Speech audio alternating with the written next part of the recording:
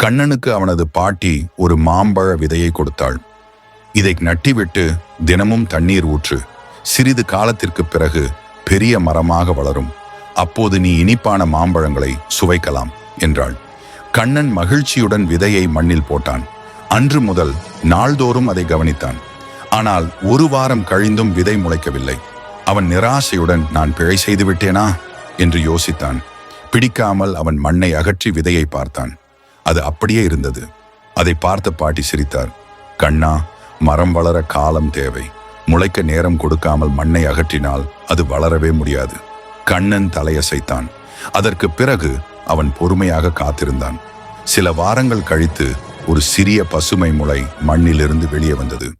ஆண்டுகள் கழிந்தபோது அந்த மாம்பழ மரம் பெரியதாக வளர்ந்தது. நிறைய பழங்கள் கொடுத்தது.